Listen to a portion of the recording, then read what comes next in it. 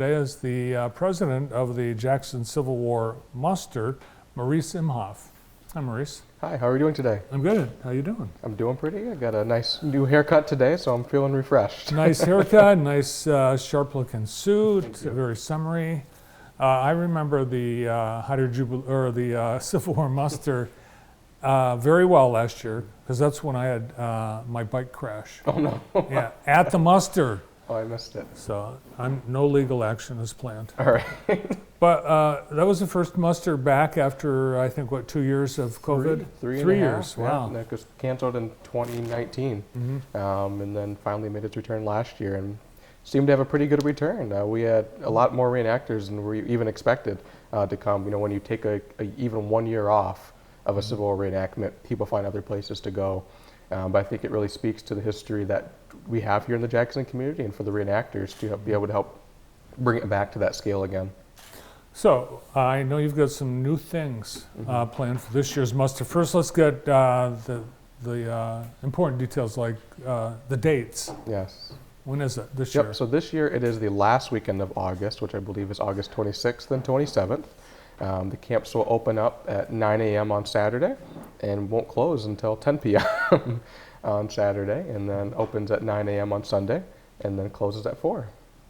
Yeah, not only was it back after 3.5 years, it was back to its original location, Yes. the Cascades. Yeah, so that was a big plus for a lot of the reenactors, a return to home, so to speak. I mean, you have people who come from all over the country, and they were really happy to have it back at the Cascades. We actually had a group of about 15 guys who came from Louisiana and Arkansas. They were Confederates who came all the way up to portray that here in Jackson. So here we have the lineup, and we will see some things that are new to the muster. Yeah, so I think one of the most important ones to me that stands out, I'm excited for, is our first presentation on Saturday, which is farming in the 1860s. We talk a lot about military and the war aspect to this, but we really talk about civilian life, you know, all the time. So this is a chance to be able to hear from some of our speakers, you know, what was the civilian life like during that time. We also have someone speaking about the different stores and materials during that time. We have uniforms and equipment, kind of a breakdown of the soldier. We also have a gentleman from Pennsylvania who is coming to Jackson to speak about zouaves during the Civil War. And the zouaves are the gentlemen who are wearing the red pants and the fancy piped outfits that you usually see out onto the field, or uniforms, I should say, out in the field. So we kind of learn, you know, what is a zouave and where does that come from? Yeah, and the zouaves have a special connection to Jackson. Yes. As a performance drill team that actually appeared in, a Hollywood movie. Yep. So it was Captain Sparks had the drill team, but I believe that was in the early 1900s that later sparked. Every state had zouaves during the American Civil War, besides Michigan, Texas, I want to say Minnesota. I'm blanking on that one, but I know every state besides 3. All right, well, I won't hold you to it, but you have deep knowledge of Jackson history, which I appreciate. Is the coffee wagon coming back? We do, yep. The coffee wagon will return again. That was a big hit. They were all out of coffee on Saturday. I know, because I was quizzing them. I was anxious to try out their coffee, wondering how it would taste. They've got this giant boiler, and it was revolutionary to have that. Right. And the coffee was so popular that they were reduced to making Folgers by the time I arrived. But before, they were using a special blend that was authentic to the Civil War era. Yeah. All right, so we're lucky to have them. Yeah, so the All-American Military Ball, that is, I think that's new or returning. It's a returning piece. Returning. Yep, so many years ago, before my time involved with the muster, the ball used to be held at the Cascade Falls, and then it moved to the driving range, which we held it last year as well. But we really wanted to see how can we tie, the Cascades are right there, how can we tie that in here? So we had the idea, which the county park system approved, to bring the ball back to the falls. And we think this is a beautiful tie-in to be able to have, you know, a grand ball take place right in front of the illuminated falls.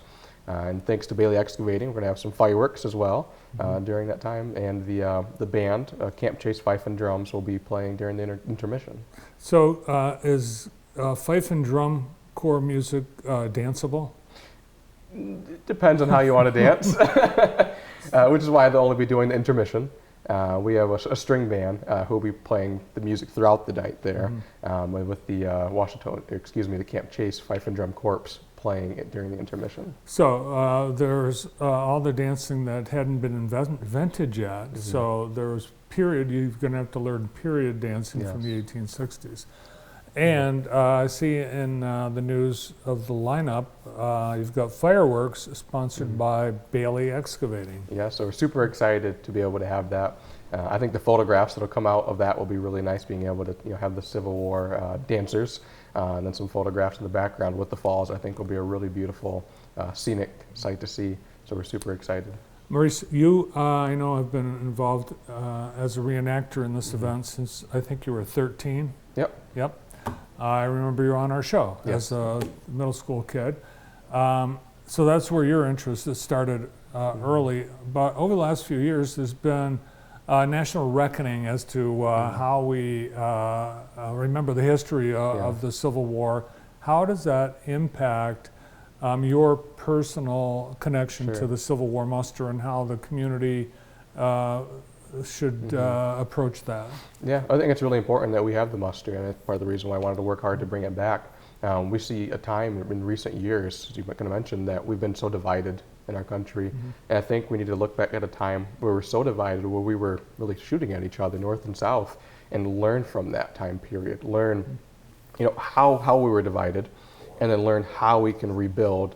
Even after the Civil War, Reconstruction that took place. That was a major, major time period.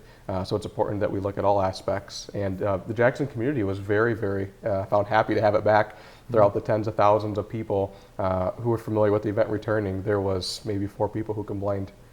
People were very happy. I think one of the things too is that Jackson has such a, even though we're in northern state, far removed from many of the battles, we participated in the Civil War in a number of ways, sending more people per capita from Jackson than pretty much anywhere else.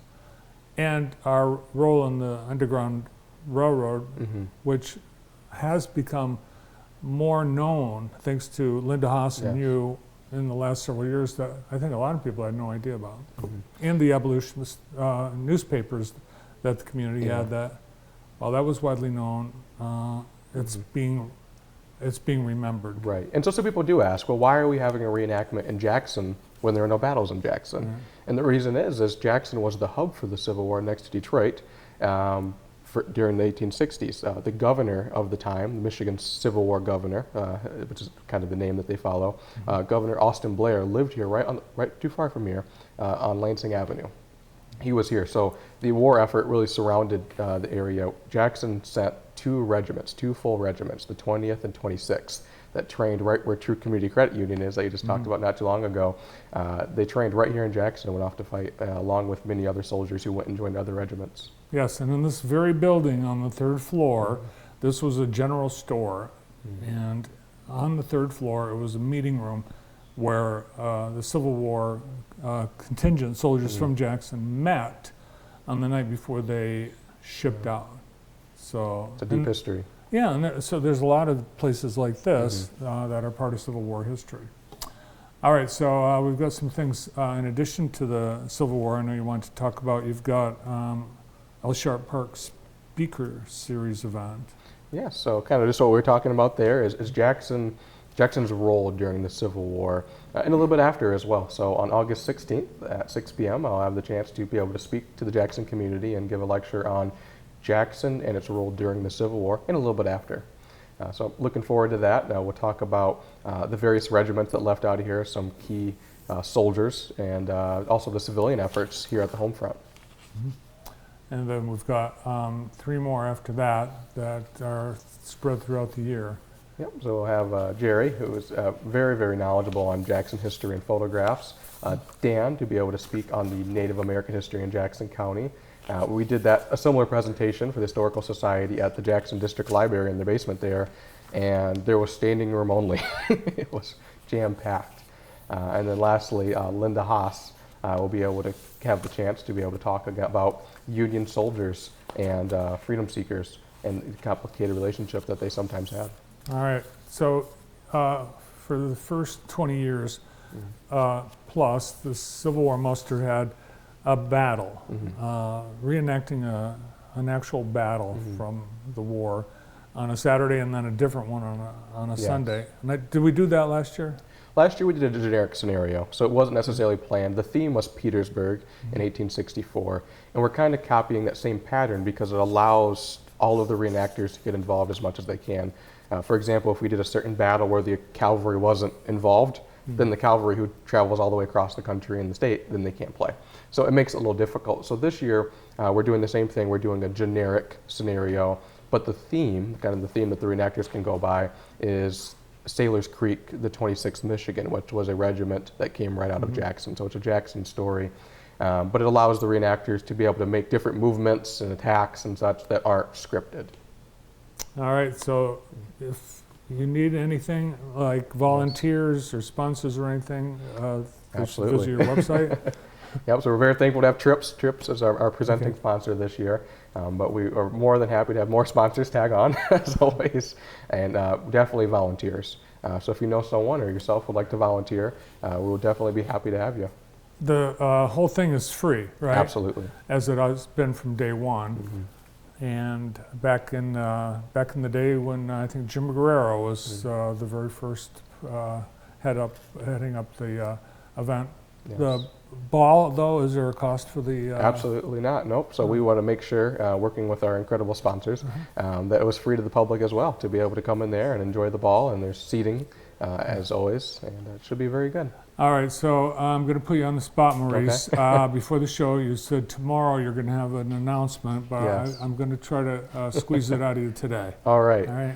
So the announcement is that we're going to have the world famous Glenn Miller Orchestra come right here to Jackson, perform at Ellis Sharp Museum in October.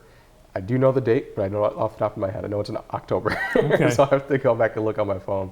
But it'll be in October that we're going to have the Glenn Miller Orchestra right here in Jackson, and that's thanks to an incredible partnership between the Ellis Sharp Museum and the Jackson County, Michigan Historical Society. So All we're right. super excited for that. Well, cool. Thanks for that news.